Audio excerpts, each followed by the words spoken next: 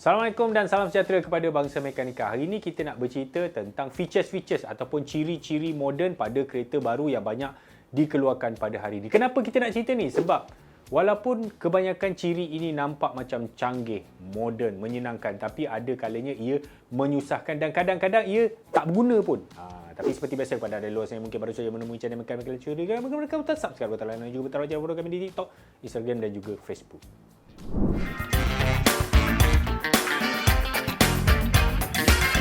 Nak tough ke?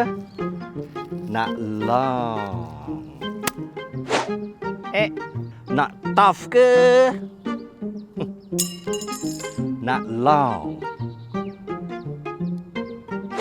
Pening ah. Oi, apa yang lu buat pening tu? Gunalah bateri Tough Long. Tough ada, long pun ada.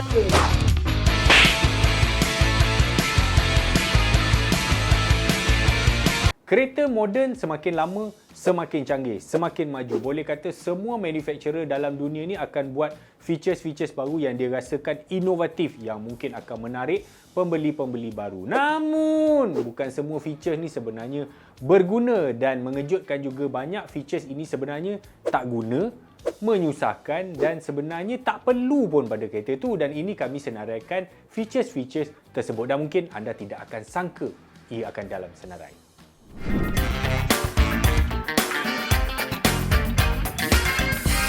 Yang pertama, start stop function. Ini memang dah banyak lah, even kereta-kereta murah macam Pro 2 pun dah banyak yang pakai. Fungsi dia apa? Untuk menjimatkan bahan api. Jadi bila dekat traffic light, kita berhenti, enjin mati. Bila kita nak jalan, enjin pun start balik. Dan sebenarnya benda ini lebih banyak menyusahkan daripada menyenangkan. Sebab apa? Bila enjin mati, mostly sistem yang ada ni dia akan shutdown enjin dan juga kompresi aircon. Sekarang ni aircon yang bergerak, yang sejukkan kereta tu datangnya daripada blower. Tapi blower tidak cukup pandai untuk menyejukkan udara dan menyebabkan aircon kita berasa panas. Itu masalah yang pertama. Yang kedua, start-stop ni bila kita drive terutamanya dekat kawasan mendaki bukit. Bila kita nak keluar sempang tapi jalan tu berbukit. Okey, bila kita berhenti, nak tunggu kereta clear, kita tekan brake, pak, enjin mati. Dan kadang-kadang kita tak sempat nak alih daripada kaki kiri kepada minyak, dia lambat nak start. Jadi kereta akan berundur sekejap. Ini banyak berlaku dan banyak orang komplain. Sebab apa? Sebab sistem start-stop yang ada pada kereta ni sangat-sangat basic. Engine on dan juga engine off. Tak ada bateri nak support ke apa semua. Dia bukan macam sistem start-stop pada kereta hybrid. Jadi contohnya macam Ativa kami. Okey, bila dah kerap sangat start-stop. Enjin pula 3 silinder, mounting bergoyang-goyang. Jadi sangat annoying dan sangat tidak selesa. Untuk jangka masa panjang ini memang tidak bagus sebab bila kita kerap menggunakan start-stop, dia akan efek pada banyak komponen. Yang ini sebenarnya banyak dinafikan oleh manufacturer tapi banyak juga kajian yang telah dibuat. Betul, jangka masa komponen-komponen seperti mounting engine dan juga bateri anda dan juga starter anda akan menjadi lebih pendek berbanding anda offkan terus sistem start-stop tadi. Tujuan dia apa tadi? Menjimatkan minyak. Tapi untuk negara yang minyak dia murah macam Malaysia, RM2 seliter, berapa sangat kita boleh jimat? Contohnya, total kita jimat seminggu 1 liter, RM2. Sebulan jimat RM8. Setahun kita jimat RM96. Tapi dalam masa setahun tu, berapa banyak stres yang diterima oleh bateri, starter dan juga mounting engine kita. Bateri sebiji untuk start-stop function. Bateri start-stop ni lain tau. Harga dia RM300 lebih. Mounting lagi, starter lagi. Kan tak jimat jadinya. Ada orang luar kata, alah bang, apa susah? Off je lah, tekanlah switch tu kan senang je kat situ. Betul, saya memang sentiasa offkan start-stop function ni pada Ativa dan juga Miata sebab dia memang sangat annoying. Saya memang off. Tapi sepatutnya manufacturer buat as preset. Maksudnya, kita start kereta, function start-stop itu adalah pilihan, bukan as preset, as a standard kereta. Jadi ada setengah-setengah kereta, dia bukan senang juga nak off tu. Nak kena ada 2-3 step masuk dekat sana-sana baru boleh off. Kan menyusahkan.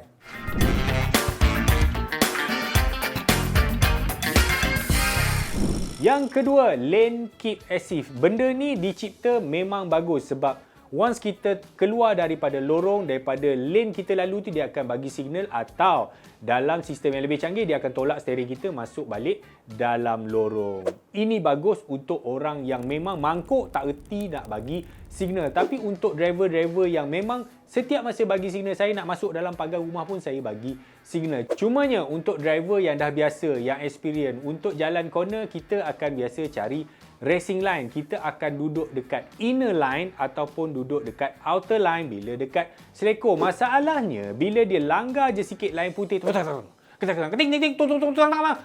dia menyusahkan. Dan lebih annoying lagi bila sistem ini bukan preset dia on off. Maksudnya kita masuk, kita kena off dulu kalau kita nak jalan yang kita nak tu. Ini memang menyusahkan.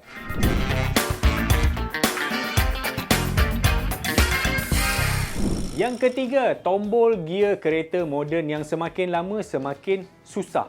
Apalah salah kereta tu, memang gear duduk dekat kolom tengah dan buat je PRDNL apa semualah, duduk dekat situ pakai knob. Ini tidak. Oh, dah sekarang contoh kereta-kereta Hyundai dah pakai switch saja, NPDR. Dia jadi sangat pelik dan sangat, mungkin pembuat dia rasa inovatif, tapi untuk orang yang jarang-jarang buat kereta tu macam sekejap dia buat kereta ni, sekejap dia buat kereta tu, memang akan sedikit menyusahkan dan tidak rasa natural. Contohnya, kalau kita drive, kita dah biasa drive, bila turun bukit, automatic experience driver kalau tak ada pedal shift, dia akan cari gear untuk cari low gear.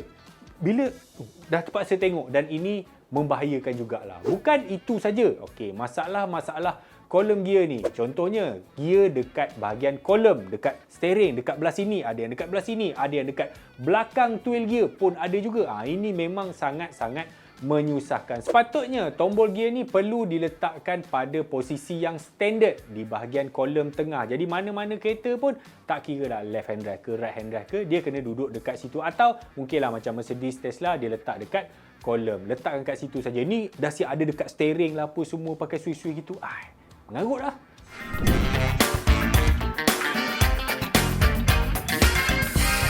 Yang keempat, switch signal dekat steering. Ia dah ada pada model Tesla Model 3 yang baru. Dia punya switch signal tu dekat steering.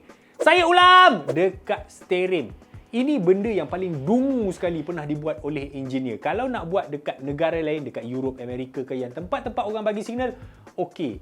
Tapi dekat Malaysia, steering tu yang ada switch sebesar tiang lampu tu pun orang tak pakai, apatah lagi letak dekat steering tu. Mana nak cari? Aduh.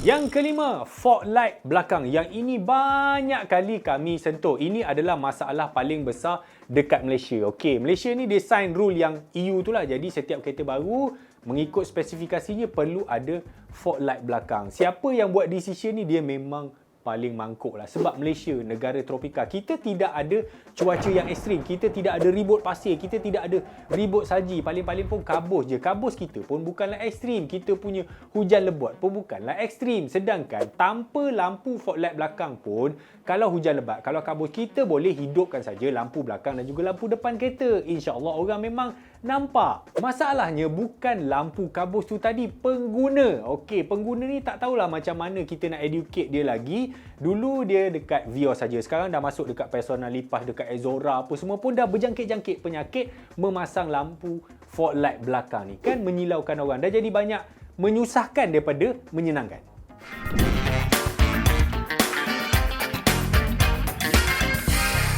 Yang keenam, daytime running light cap ayam. Macam mana tu? Okey, dia macam ni. DRL ni sebenarnya bagus.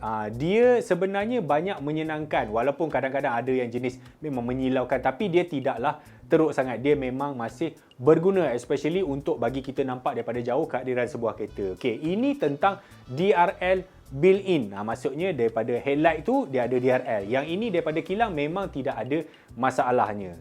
Tapi ada masalah dengan DRL yang dibuat secara facelift. Contohnya, kereta tu asal dia tak ada DRL, dia memang headlight biasa, tapi dia nak tambah DRL, dia tambah DRL tempat lain. Jadi ukuran dia punya keterangan, kecerahan tu kadang-kadang tidak seragam dan menyebabkan ia silau. Ada satu masalah yang paling besar dekat Malaysia ni, iaitu Hyundai Starex dulu. Tahu tak dia letak kat mana DRL? Tu dekat side mirror.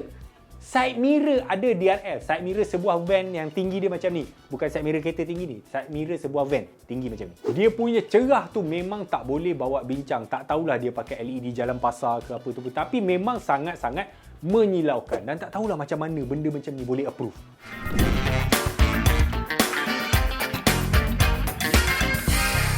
Yang ketujuh, touchscreen yang tak boleh touchscreen. Macam mana tu? Ada jenis kereta yang waktu berhenti saja boleh touchscreen. Waktu memandu tak boleh sebab dia kata membahayakan.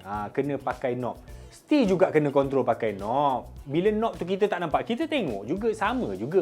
Membahayakan juga. Tapi itulah, setiap pengeluar ni dia ada falsafah masing-masing. Lagi satu, contohnya macam Mazda ataupun Lexus. Lexus dia pakai mousepad macam tu. Bagi saya, rather dan bagi mousepad gitu, suruh je orang tekan. At least dia nampak poin apa yang dia nak tekan daripada dia kena pergi tengok mouse tu dan dia nak tengok poin apa yang dia nak tekan.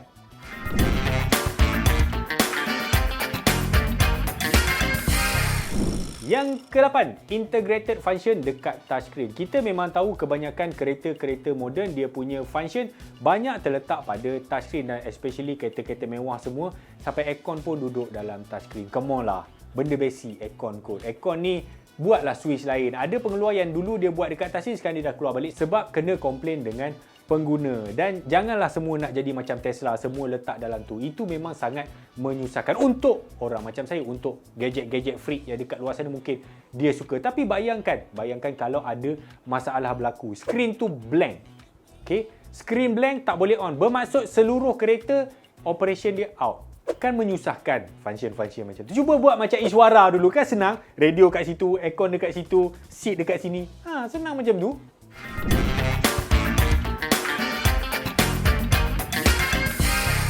Yang ke-9, glass roof ataupun bumbung kaca. Ini trending kereta-kereta elektrik hari ini. Kalau kita tengok contoh macam Tesla yang dah masuk Malaysia pun, dia masih mengekalkan bumbung kaca. Okey, untuk negara-negara macam tropika, negara yang panas macam ni, tak perlu pun tuan-tuan. Memang tak perlu pun. Even sunroof, moonroof pun tidak diperlukan di negara kita. Dia lebih banyak menyusahkan berbanding menyenangkan. Ada orang kata, alah bang, pakailah tinted mahal. Kereta mahal tak apa.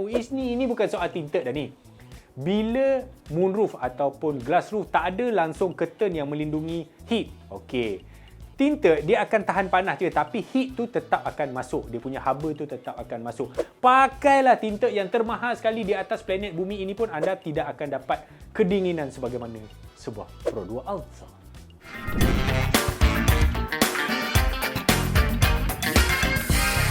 Yang ke-10, AEB yang super sensitif, automatic emergency braking. AEB ni penting pada setiap kereta sebab kita tak tahu bila kemalangan, kecelakaan akan berlaku. Dia akan bantu kita berhentikan kereta lebih cepat berbanding kita menekan pedal brake. Cumanya, AEB kalau dia tidak betul, teknologi yang tidak canggih macam AEB kereta mewah biasanya, masalah di AEB ni dia super sensitif. Beberapa model yang kami bawa ke belakangan ni, kami kerap test drive kereta. Kadang-kadang bila kita masuk bawah jambatan, tiba-tiba dia detect macam ada benda. Padahal dia adalah tempat cerah dan tempat gelap. Dan kita nak masuk sembang, macam nak bumpang, dan jadi menyusahkan pula lah kita bawa kereta. Tuntang, kiri kanan, depan, belakang berbunyi. Padahal kereta sebelah tu, 8 batu lagi. Dia daripada jauh lagi dah bagi signal. Kereta, kita baru jalan duta. Tu, kereta kat tapah tu, dia dah bagi dah. Tu. Benda. Okey, itulah tadi function-function yang kami rasakan tidak perlu pada sebuah kereta ataupun dengan rekaannya yang tidak cukup sempurna dan menjadikan dia susah, menyusahkan dan tak perlu pun lah sebenarnya. Okey, untuk saya personally, kereta-kereta yang HUD, head up display contohnya, ada orang kata dia perlu apa. Saya memang tak pernah pakai. Sebabnya bila saya bawa kereta yang ada HUD, head up display, kebanyakan meter dia sendiri dah penuh dah function. Jadi kita punya angle mata dengan HUD tu tinggal 2 inci, 3 inci. Buat off je lah. Dia jadi menyusahkan pula. Kita nak tengok di luar objek tu. Contoh lain, start stop. Memang saya tidak pernah pakai. Jadi function-function yang kami sebutkan tadi setengahnya tidak diperlukan. Dan bayangkan kalau function ini tidak wujud pada kereta tu. Jadi komponen lebih kurang, kereta jadi lebih ringan dan teknologi tidak jadi semakin mahal dan kereta sepatutnya boleh dijual lebih murah. Itu je sebabnya. Okeylah. Lama dah ambil. Okey. Terima kasih kepada anda yang berjaya menonton video ini sampai habis. Pada anda di luar sana yang mungkin baru saja menemui channel Mekanikal Lonceng, sudah kita anda menekan butang subscribe, butang like dan juga butang lonceng dan follow kami di Facebook, Instagram dan juga TikTok. Terima kasih. Assalamualaikum.